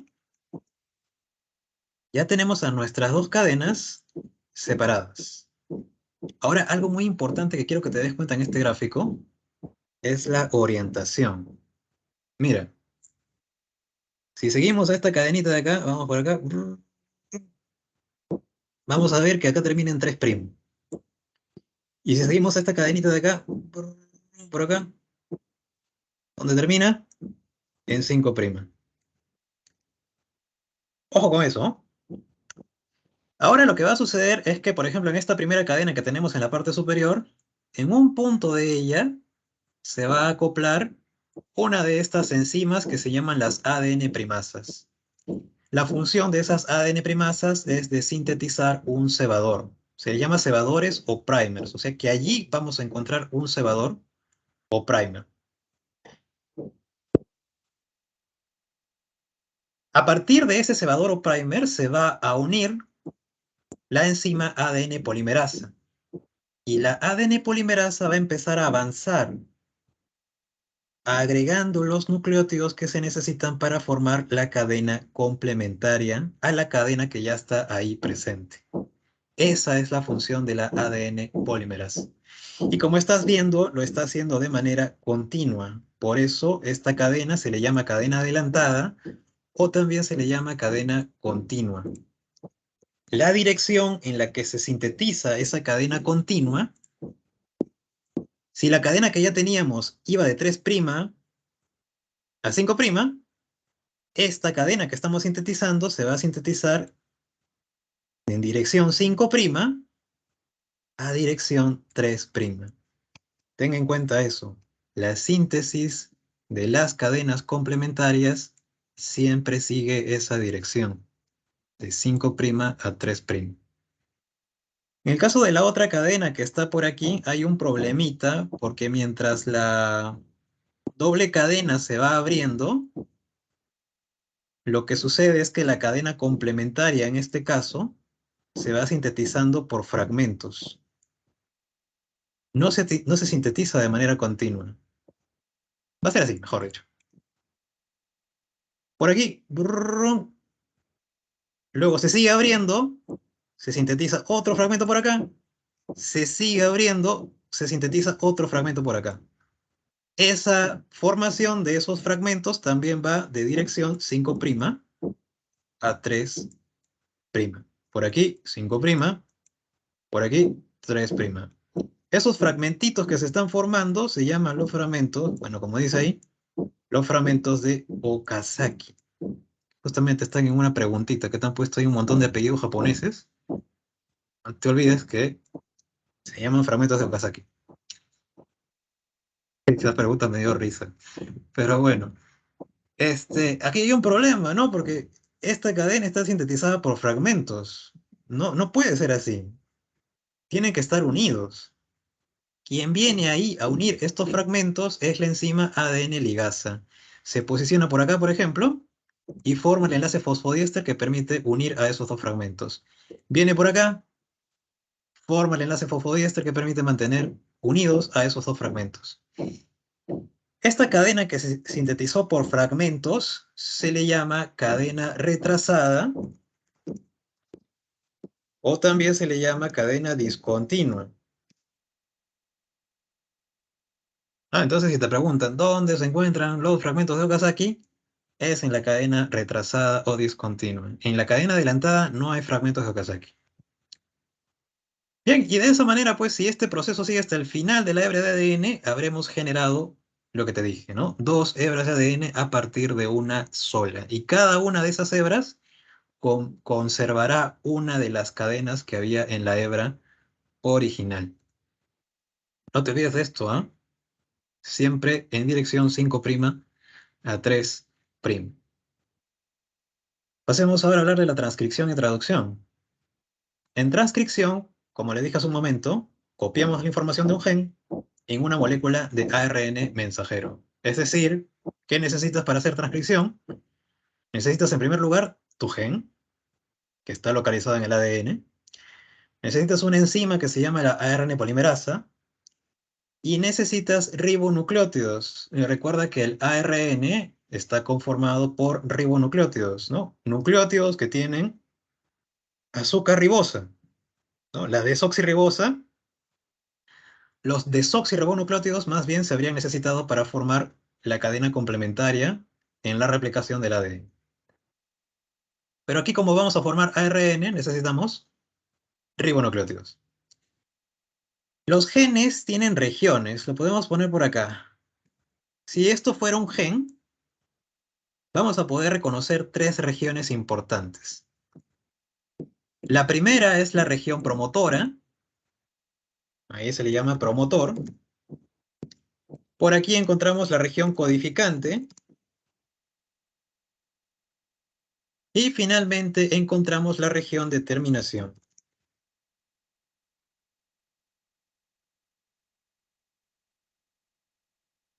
Esas son las tres regiones que podemos encontrar en un gen.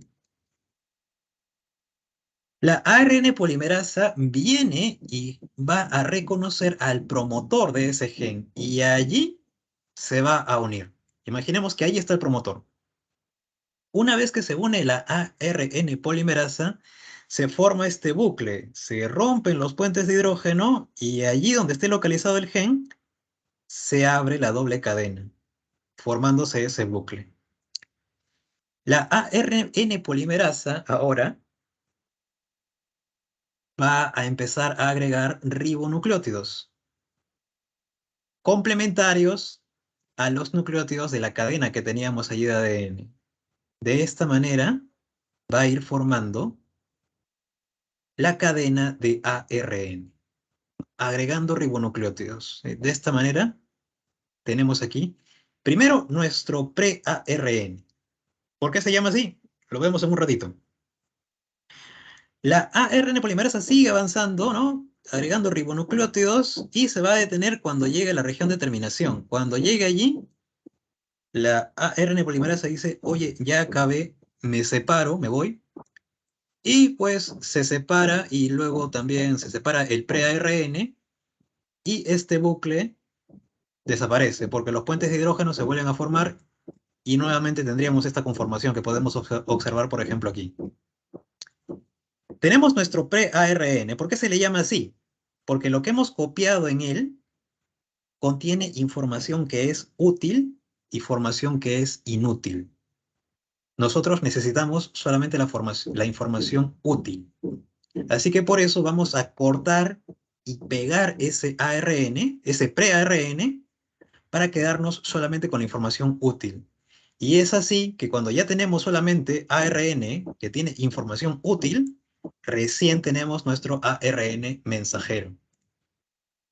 Ese proceso de corte y pegado se llama splicing. Se le reconoce así, por esa palabrita en inglés. Se le llama en español corte y empalme.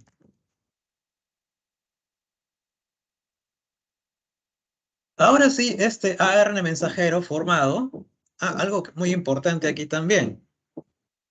La ARN polimerasa ha ido avanzando para formar el ARN mensajero y también esta cadena de ARN mensajero se ha sintetizado desde una dirección 5' hacia una dirección 3'. También obedecemos a esa dirección acá. Quiere decir pues que la cadena de ADN que teníamos aquí, que estábamos usando como molde, por aquí tendrá 5' y por este otro extremo tendrá 3', ¿no? Porque son antiparalelas.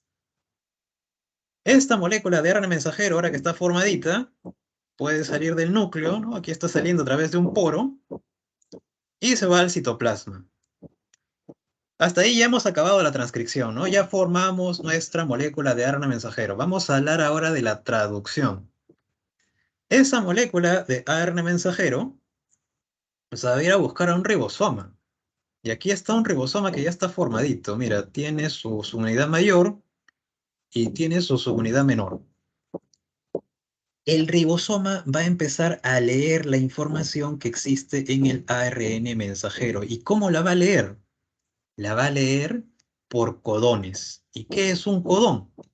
Un codón es una secuencia de 3 nucleótidos. Por ejemplo aquí, citosina, guanina, uracilo.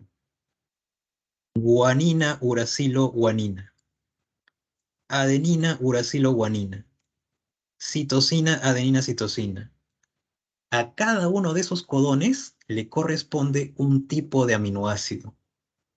Y esos aminoácidos que están aquí simbolizados con estas pelotitas de color azul, vienen siendo traídos por el ARN de transferencia, que por un extremo viene trayendo el aminoácido respectivo y por otro lado tiene una región que se llama el anticodón. ¿Por qué se le llama anticodón? Se le llama anticodón porque es una secuencia complementaria al codón que se encuentra en el ARN mensajero. Así, por ejemplo, aquí, este ARN de transferencia que viene trayendo este aminoácido de color amarillo, tiene un anticodón conformado por timina, adenina y citosina. Pero allí no debería haber timina, ¿no?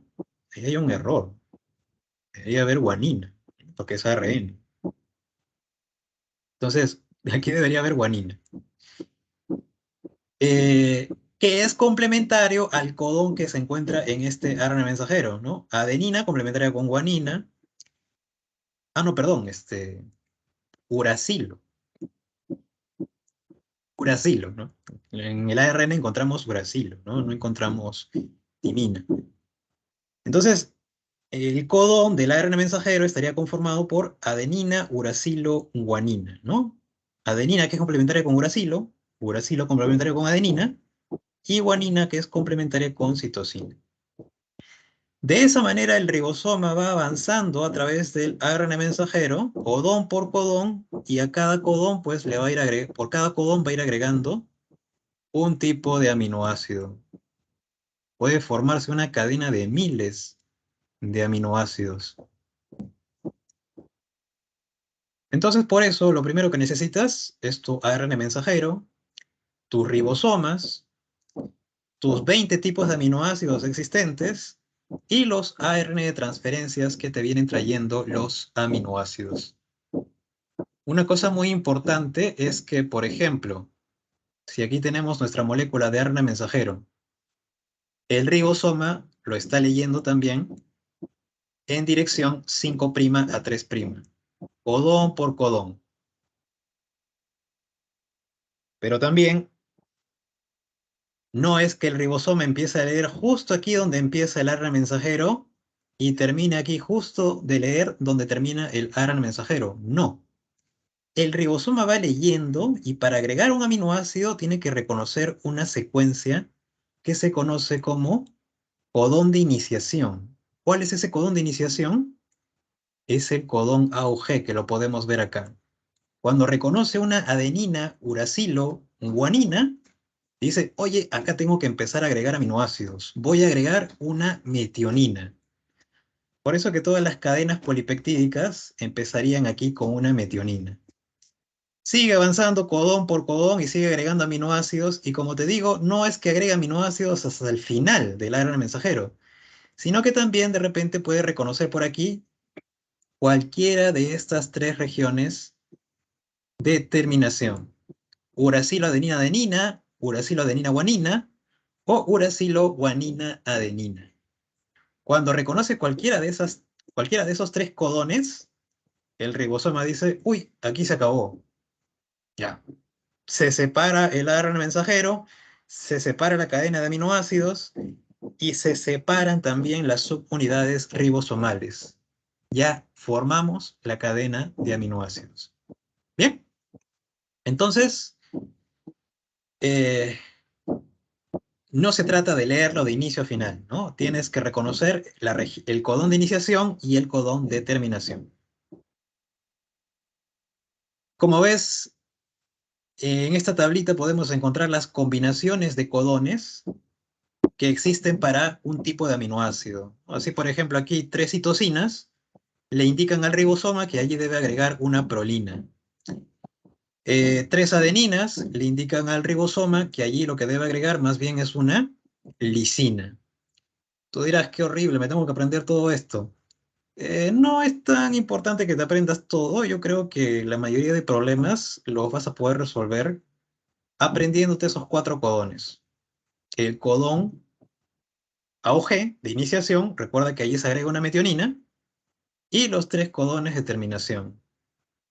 ¿No? Ya si vas reconociendo 1, 2, 3, 4, 5 codones, sabrás que allí corresponden 5 aminoácidos. No, no es importante que señales, oh, ahí va una fenilalanina, ahí va una leucina, ahí va una serina. No. La mayoría se resuelve, como te digo, aprendiendo esos codones de iniciación y determinación. Este código es universal porque es válido para cualquier organismo vivo y se le llama degenerado porque, como ves, hay más de un codón para un tipo de aminoácido, ¿no? Por ejemplo, aquí para la leucina hay 6 codones, no hay uno solo, ¿no? Se repiten. Por eso se le llama degenerado, pero no por ello es imperfecto. Y bueno, chicos, con esto habríamos terminado. Lo último que tendría que decirles acá es que cuando les pongan una cadena de ARN, fíjense bien la dirección, porque puede ser que les pongan como les he puesto acá, a la izquierda, pero puede ser que les pongan también así, que por acá le pongan 3' y por acá le ponga 5'. Entonces allí ustedes ya no tienen que leer de izquierda a derecha. No, tienen que leer de derecha a izquierda, porque recuerda que el ribosoma lee en una dirección de 5' a 3'. Chicos, con esto hemos terminado la sesión de hoy. Si no tienen alguna pregunta, terminamos la sesión proyectándoles las claves que tengo aquí en un blog de notas. Denme un segundo.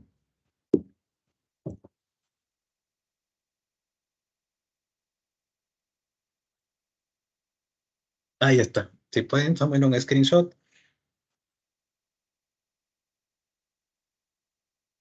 Y bueno, si no hay ninguna pregunta, como digo, nos vamos al receso.